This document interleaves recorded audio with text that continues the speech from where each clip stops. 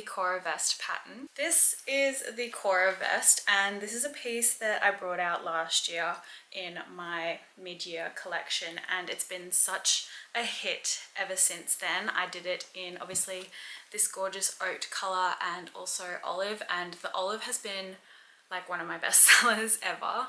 I did decide that I was going to stop selling the Cora Vest at the end of this year or start of next year sometime, because I am going to be bringing out a new vest in the summertime. So I wanted to give you guys the opportunity to make your own Cora Vest. If you love this style or you want it in a different color, you can now create your very own. This piece is definitely still a beginner-friendly style. The only technical parts to it is the bias binding on the armholes here, which hopefully I do a good job of explaining it in the tutorial. To create the bias binding, I'll put a timestamp in the description so you can just watch the bias binding if you need some more time to work on that. It is actually really easy to do. It's not too tricky. It's just kind of figuring it out, and then obviously the fiddly part is attaching it to the armholes, but other than that it's not that difficult to do. If you'd like another in-depth tutorial for how to make like bias tape and all those other types of things that you might need with sewing, then please let me know and I can do that in another video. Anyway, besides the bias tape, that's pretty much the only hard part about this pattern. The rest is pretty simple and straightforward, and I go over a few different techniques in the video as well for how to make this and create your very own. All the information for everything that you need is in the printable download that is available now on my website for purchasing, so go check that out. I'll leave it in the link in the description, along with places where you can buy fabrics from as well. To start out, you'll need to print out and assemble your pattern by following the instructions on the printout and cut out your desired size. The first thing we'll do is create bias tape. The way I create mine gives me a continuous piece to use for multiple projects, so this is a great way to make bulk bias tape. To do my method, you'll need to measure a square. I chose 17 inches by 17 inches because I was making multiple tops. Then you'll also need to cut this into 2 triangles by cutting along the diagonal. Then flip it like I show in the video and pin it in place. If you don't want to make this much, you can cut a smaller square of around 10 by 10 inches and that should be plenty.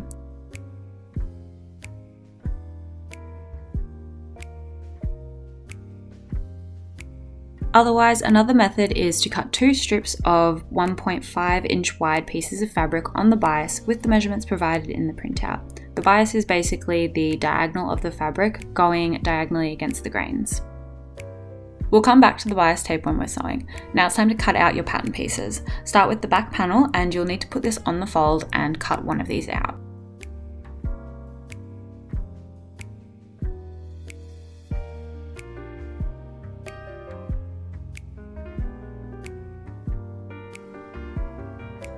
And then for the front pieces, remember to mark your notches and dart point. I do the dart by poking a pin in the tip of the dart and pulling it through to the fabric. Just be careful not to poke your finger doing this. Also, if you're using a fabric with a pattern on it, make sure you have flipped the pattern piece over horizontally so you can get the pattern going the opposite way as well.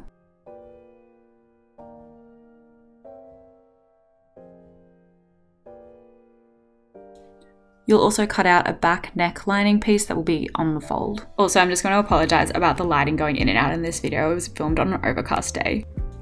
Now it's time to sew. We're first going to start with the bias tape, and if you're following along with my method, then what you'll need to do after cutting is pin along the line I showed in the beginning and then sew a straight stitch along the edge.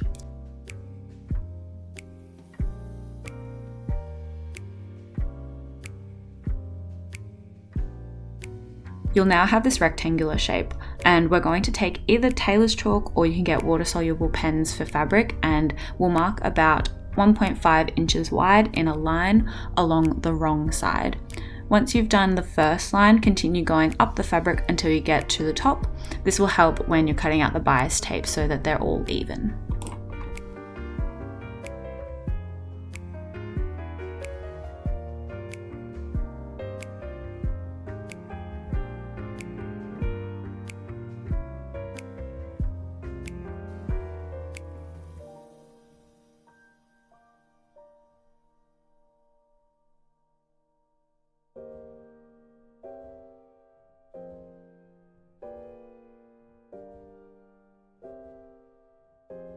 When that's done, you'll need to flip this over and take either end and fold it over onto itself with the good sides facing.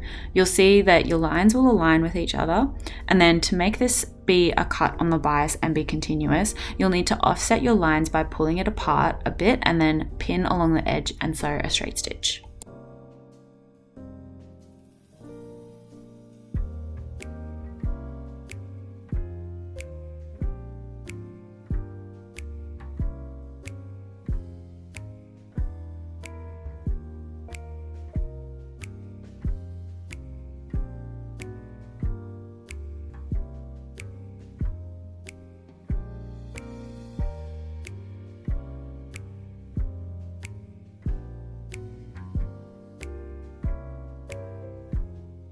As you can see, when it's offset slightly, it makes it easy to begin cutting into a continuous line.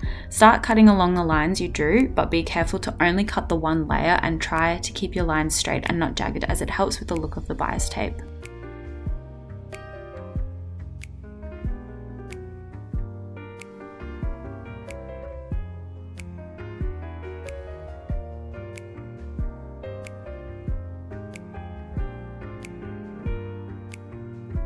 And this is what it'll look like when you're done. Now it's time to iron it. Take your fabric, and what you'll want to do is kind of fold it into 3 sections like I do in the video. I usually fold the piece in half, then open it up and fold the half in half so it sits in the middle, and then iron it. Then do the same for the other side. You'll have to do this for the whole tape and then go back and iron it in half again. Also, make sure you are folding into the side that has the seams on it, as you will want these to be covered when you sew. If you have any bulky seams as well, you can cut down the excess fabric. There is also a bias tape making tool that you can get from Spotlight that helps assist you in making the folds. I just prefer doing it this way.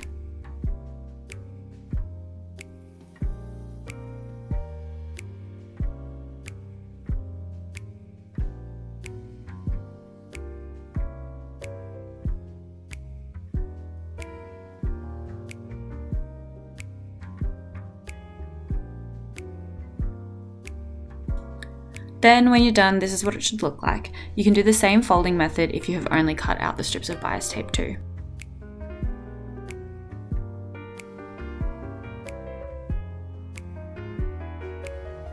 We're going to move on and do the darts. If you haven't done darts before, it's really easy. You should have your pin marked at the point from when we cut out the pattern pieces. I also make sure I've got a pin at the center point for all 4 of the front panels. You can also mark this with water-soluble pen or tailor's chalk if you'd like.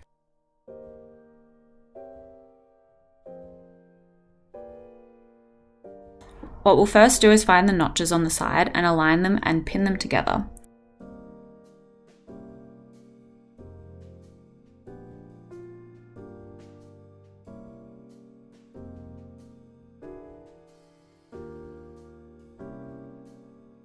Then I adjust the center pin as well, and if you have a look at it from the side, you can see how we'll turn this into a triangle by sewing a straight stitch from the notch to the pin.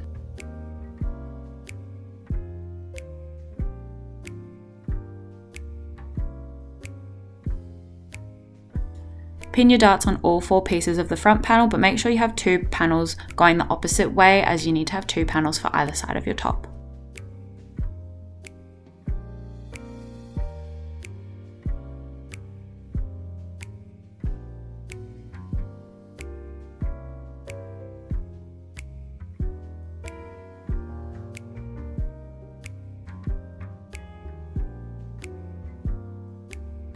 Now we'll sew a straight stitch, and the easiest way to make these darts is by starting where the notches are, back tacking, and then sewing a straight line to the point or where the other pin is.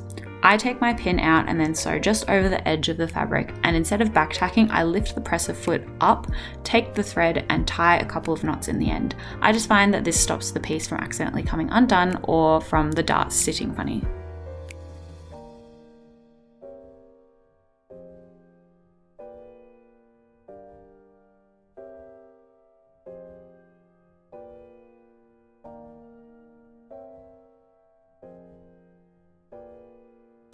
Then just repeat this for all 4 darts.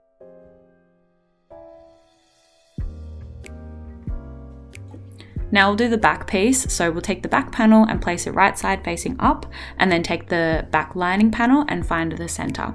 Pin it to the center of the back panel with the good sides facing each other. Then pin around the rest to hold it in place, and we'll sew a straight stitch along the edge of the neckline.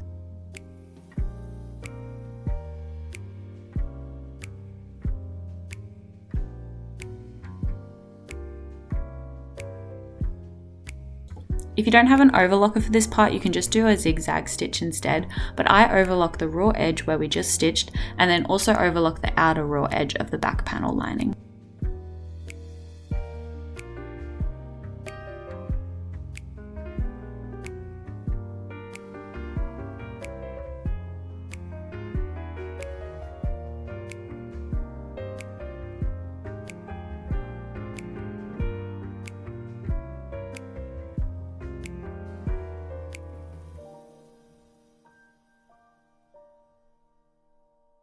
Going back to the sewing machine, I like to sew down the overlocked edge to help keep the back panel flat. You can do this by pressing the overlocked edge onto the back panel piece and sewing a straight stitch on the overlocked edge.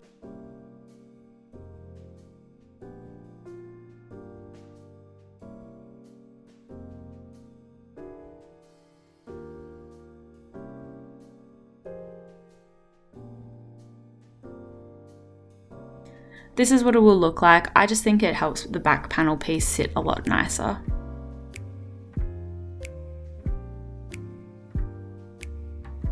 Now we'll iron everything we've sewn. So your front panel pieces have the dart pressed with the bulk of the fabric on the lower side. This is where you can also double check to make sure you have 2 panels with the darts on the left and 2 with your darts on the right side of the fabric.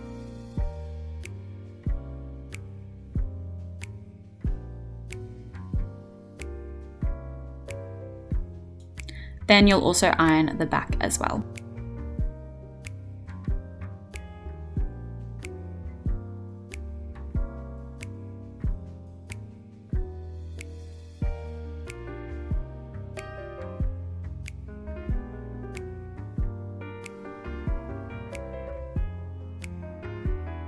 You can also iron your straps now too. This is similar to how we did the bias tape when we were basically folding our straps into thirds and then in half again.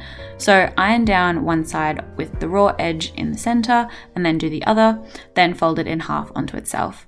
If you don't want to do the straps this way, you can also just sew a straight stitch along the edge, cut off any excess and invert the straps and tie a knot in the end. This way I just feel like it looks more professional and nice though.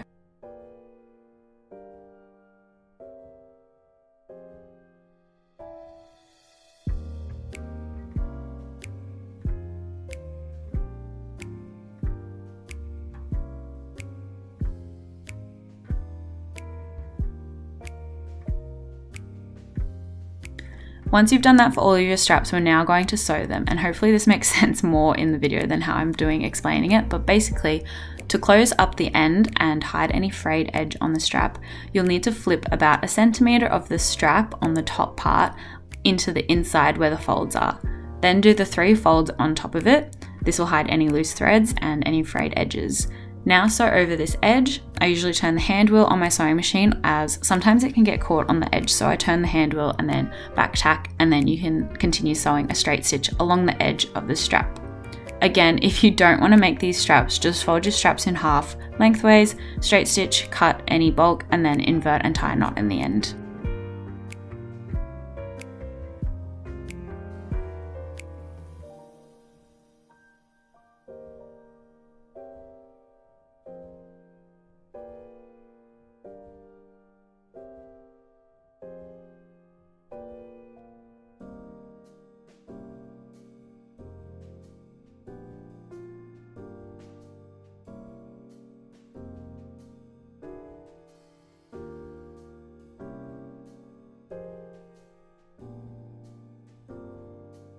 This is what it will look like when you're done. Now we'll sandwich these straps between the 2 front panels.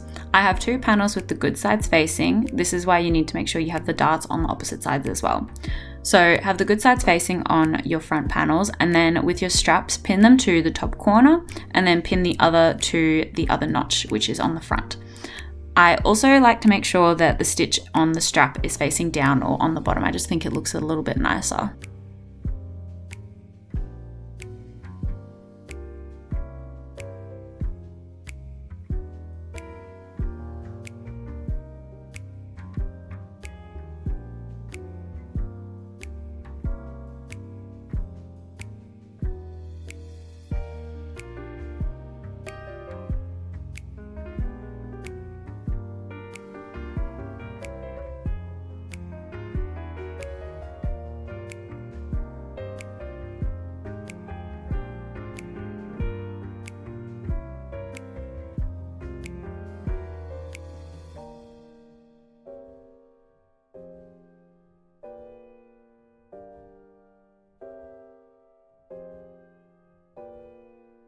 Do this for the other panel as well, and then we'll sew a straight stitch along the edge, starting from the top where the shoulder is, going from the front edge, and then when we get to the corner with the needle in the fabric, we'll lift the presser foot, swivel, and then put it down. Then sew a straight stitch to the bottom. Repeat this for the other panel, and then you can also overlock this edge if you'd like, but I just chose to leave it because it will be hidden anyway.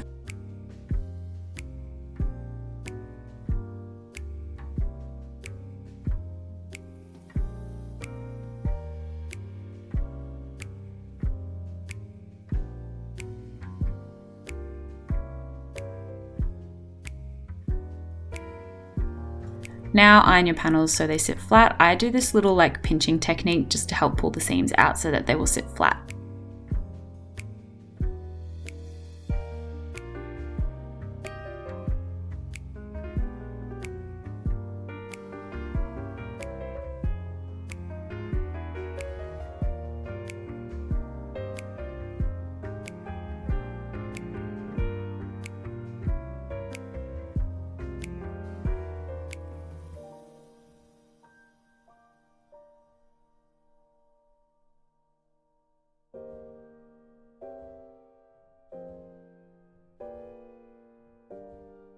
We're going to attach our back panel to the front now, and we'll do this by opening up the shoulders of the back panel and facing piece and put the shoulder of the front panel pieces together with the good sides facing. Have the seams pushed to the same side, as this will help with sewing and the fabric laying flat. Once you've pinned these in place, sew a straight stitch across the edge and then overlock this piece or zigzag stitch it, and then repeat it for the other side.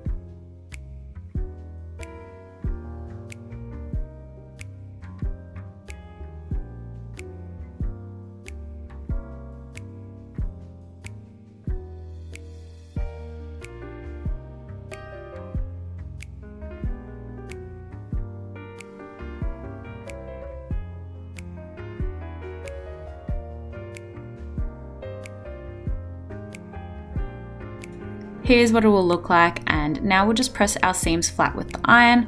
I make sure that the overlocked edges are facing the same way so that they will sit flat.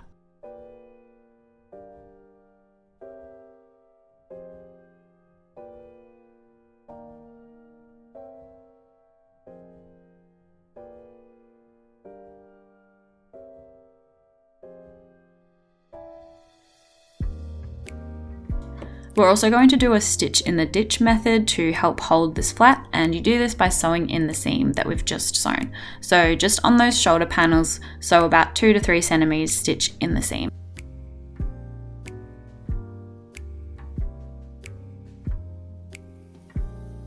Now we'll close up the side seams and do this by pinning the back panel to the front panels with the good sides facing. You'll also be sewing over 3 layers of fabric here as well, so make sure you catch them all.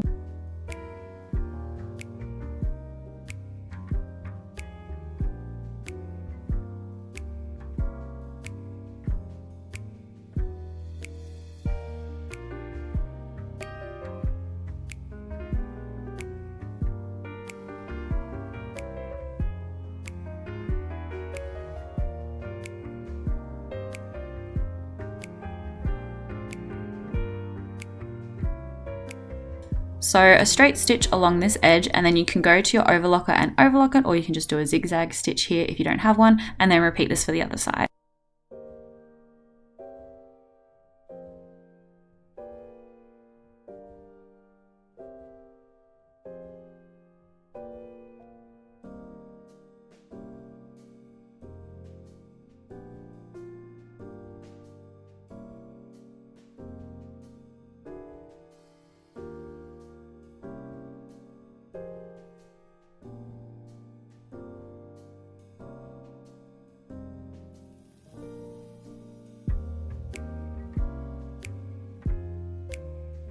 I also iron down the seams so that they sit flat, And then here is where you can also iron your hem, which I started to do, but then I decided that I wanted to do a double folded hem.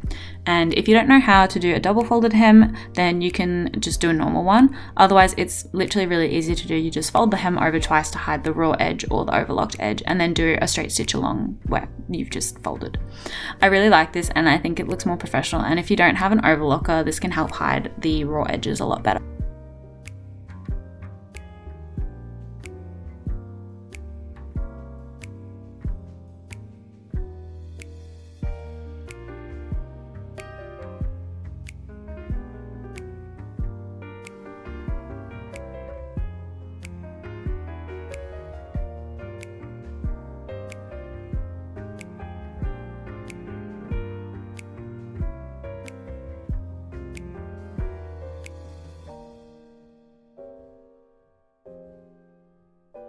If you've done the double hem, then this is what it should look like. Otherwise, you can also just do a normal hem.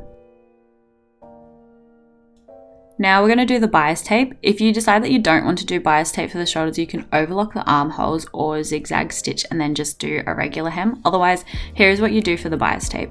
Start by folding over the top edge of the beginning of our tape and then pinning the good side to the good side of the top. I start at the bottom side seam and work my way all the way around the armhole. Then just continue pinning around the armhole. Make sure that you've catched both of the layers of the front panel, and if you've made a lot of bias tape like I have, just cut off any excess.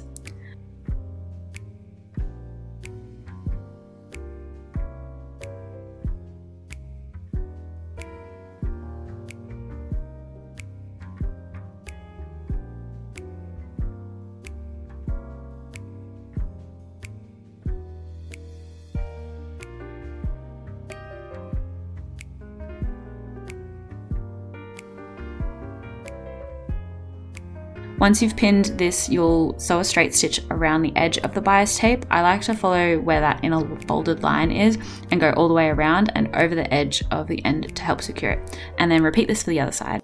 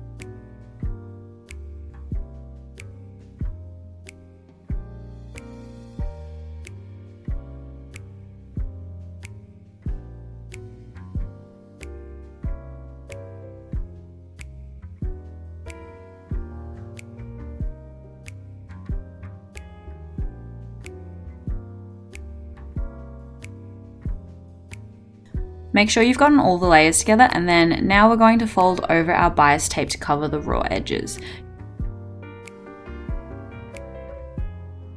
You do this by folding the half over onto the inside of the top and pinning it in place. This is why the lines that we ironed are there, as it makes it super easy to fold these over and lay flat. Repeat this all the way around, pinning from the good side, and then once you've done this, we'll be sewing once again in the seam, making sure you are catching the back layer of the bias tape.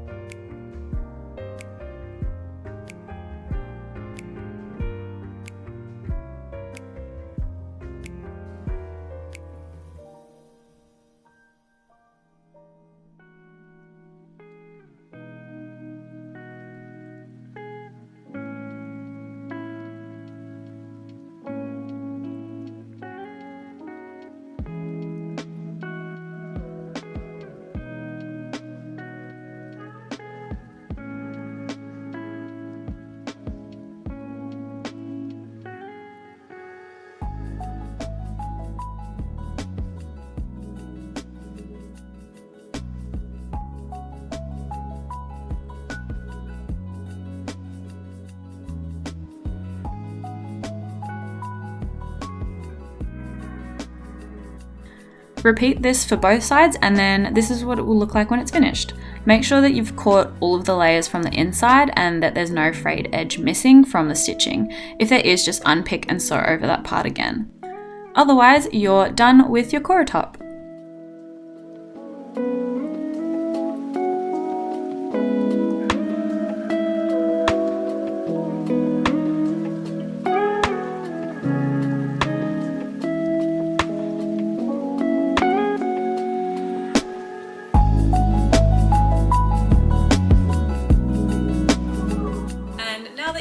This is what you should have. The Cora Vest, very simple, very cute, fun little pattern, and it's definitely an easy piece that you can do if you are very new to sewing. I'd definitely give it a go.